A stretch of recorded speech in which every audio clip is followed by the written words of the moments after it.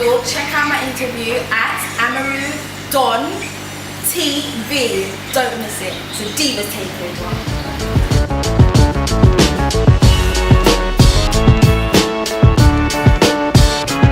Afternoon, Alisha.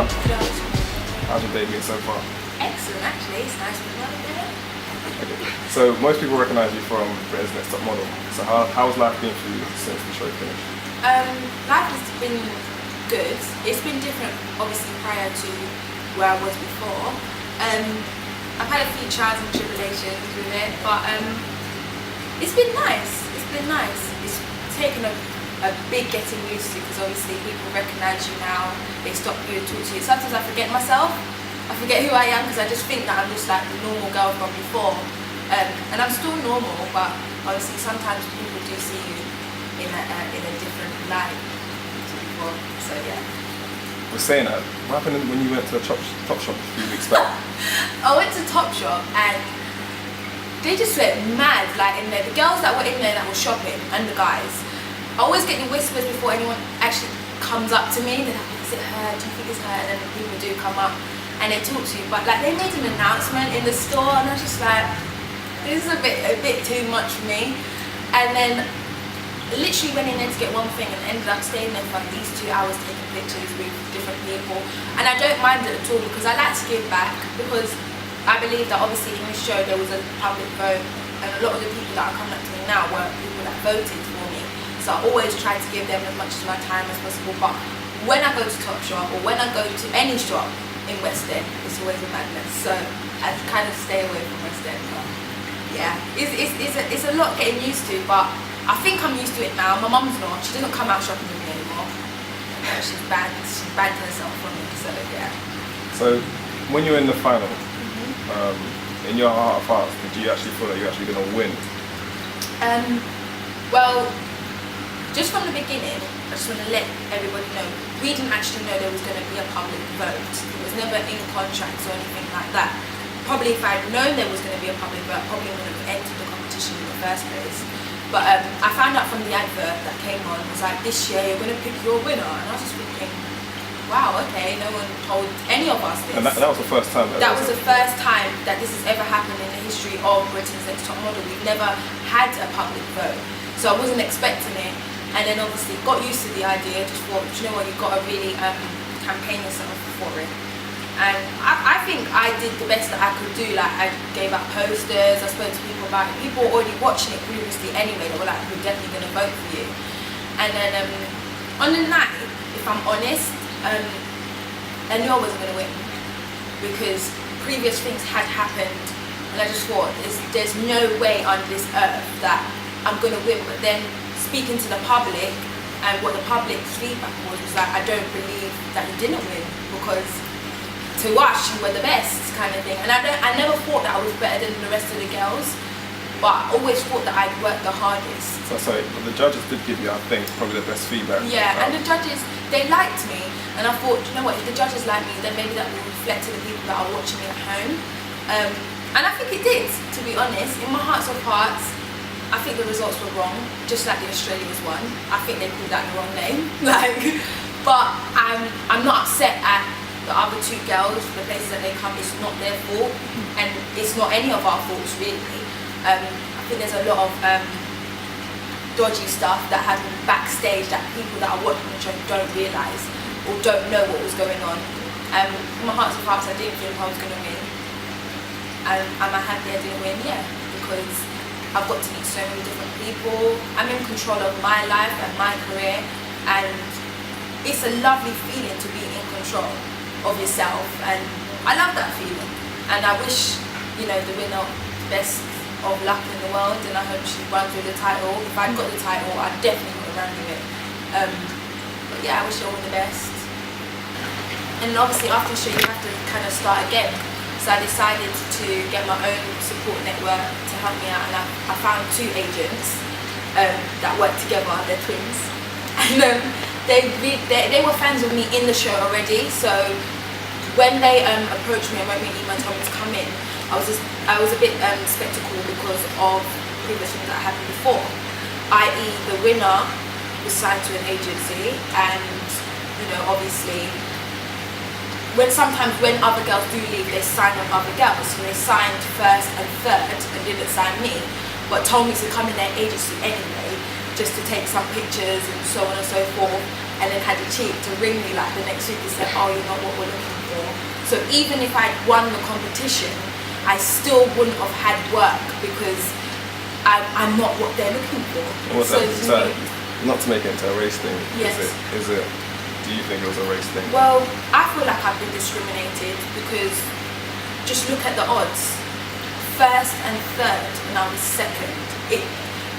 What else is different about me that's not the same as them? Do you know what I mean? And sometimes I've never ever in my life ever used the colour of my skin to determine the positions that I come in at. I always think that people deserve equal opportunity, equal everything. This is how it should be. But obviously, in the modelling industry, it is harder for black girls and for mixed race girls and for Asian girls. It's hard. It's really, really hard because we are not to them what sells. We're not a brand. We don't sell. So, and who's to say that if you don't use one? Do you know what I mean? I got called into the agency. I got told I wasn't what they were looking for. From then, that's when the fire started to really build up, because I was thinking if I'd won then I would have been in the books just for the sake of it. I actually wouldn't have been in the books because you liked me or you thought I had potential, which got me because in the auditions, a representative from that agency sat in the auditions to clarify all the girls. So that's what else got me upset as well. So they signed first girl and the third girl. And then from then I thought, you know what, this isn't going to work. There's no point in me going to the rest of the agencies because they're actually going to say the same thing. But my agents thought it was a good idea that I go. Went to all of them, same thing. Some of them couldn't get past the fact that I was a girl from a reality TV show. That's why they didn't want to sign me, because usually young girls that go on these shows just look for fame or want some sort of like celebrity status, which was not what I want to do. I want to model. I've gone through loads of stuff, but I never use it to like make money out of or to like put people down.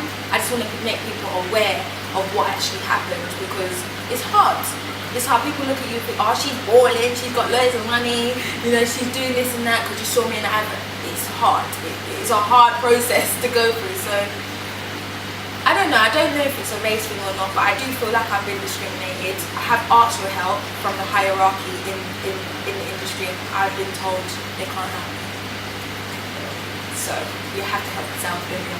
So yeah, that's what I've done really.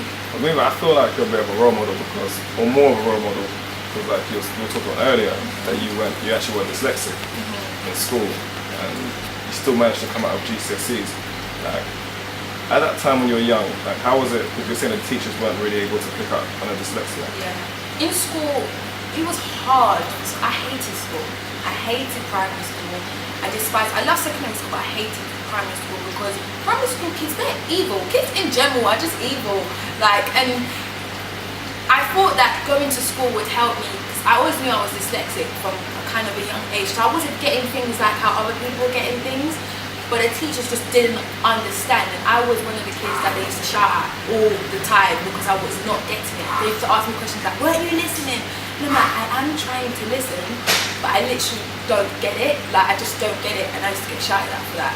And I think it really brought down my self-esteem. So I was a quiet kid in primary school. I just never used to talk much, never used to ask a question, and try and stay away from the teacher so she wouldn't ask me a question. And my self-esteem went completely, and obviously I've always liked drama, so that was my forte of just kind of slide into that. And then I went to secondary school and I had a little bit more help. The teachers were more understanding of it. They wasn't fully educated about it, but they understood that something wasn't right. And I had one teacher that used to sit with me every day after school and just help me with my schoolwork, my homework. And then it just started to come. One day I couldn't read for a very, very long time, and I couldn't spell. And by the time I got to secondary school, I could spell, read and write a little bit at a good stage. And then after about year 9, year 10, year 11, I could spell, I could read, I could write.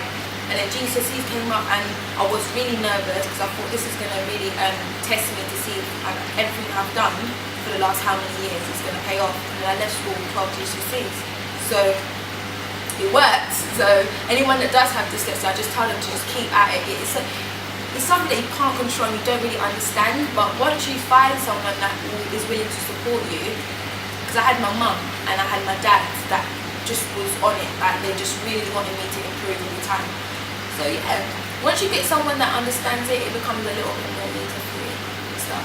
And a lot of girls have come out now and told their friends and their mums and their dads that they think they're dyslexic and get tested, because you can get tested for it.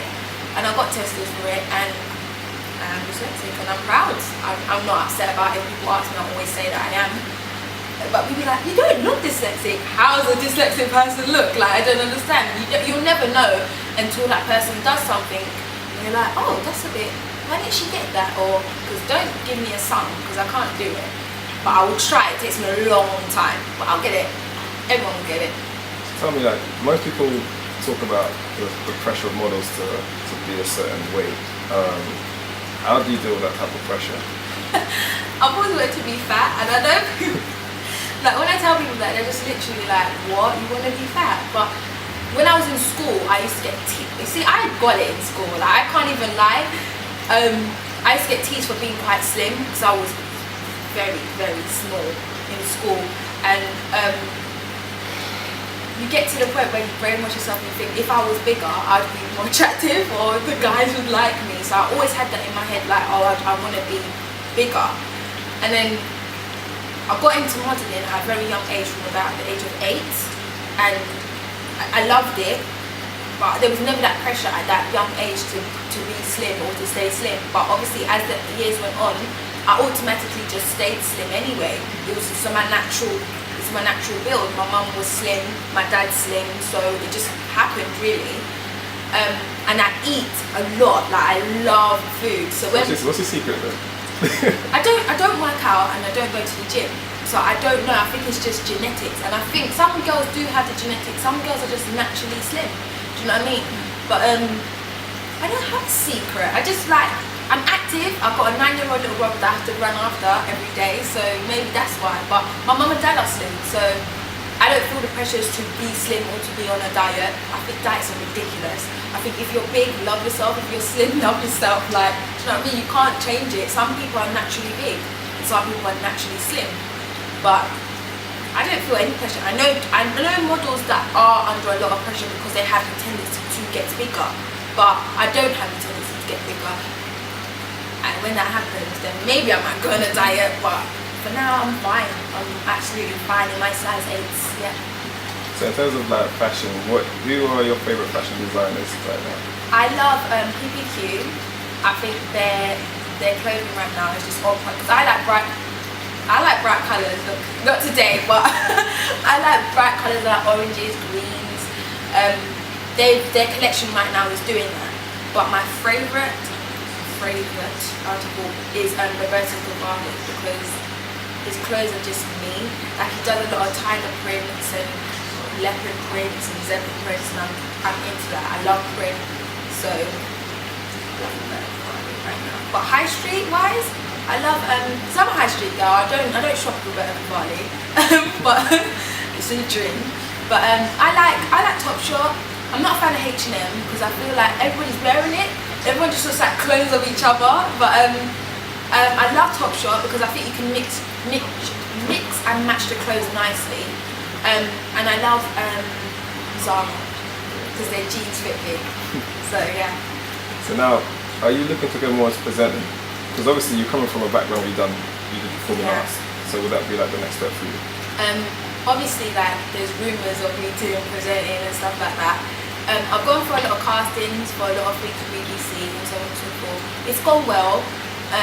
I would like to do presenting because I did study performing arts, and people forget that. Like, I actually have got a qualification to act. So if it comes, I definitely will do it. Any movies? Yeah, but yeah, I can act, and I definitely don't want to waste that talent. I'm using modelling to my advantage now because I love it, and it's always been my first love. But acting's always been there as well. So I definitely would like to do some presenting, and anything to do with acting really. I've already done my commercial for Sky Atlantic, which was a lot of acting because I had to like nearly kiss a guy and stuff. So in commercials you have to use your acting skills anyway. So I do commercials now, and I love the commercials. I love that. So I love everything to do with TV, to be honest, because it's just like, it's like you see your you see how do I say? You see your achievement like right in front of you. Like it's not on a piece of paper. It's like right in front of you. You turn on TV and I see my Sky Atlantic advert. I'm like, oh my god, that's me. Like you're just like, oh my god, it's me. And I'm still at that stage where I just want more. I just want more and more and more. And I'm still naive to my situation. Like when people say, oh, you're really good, I'm like, really? Do you really think so? Kind of thing. I've been told not to be like that, but I just feel like you have to be humble about your situation, because all the things can go tomorrow and you can be forgotten in the space of minutes. So I just like to be humble. When young girls ask me for advice and things like that, I always give it to them, because she's in the knowledge really.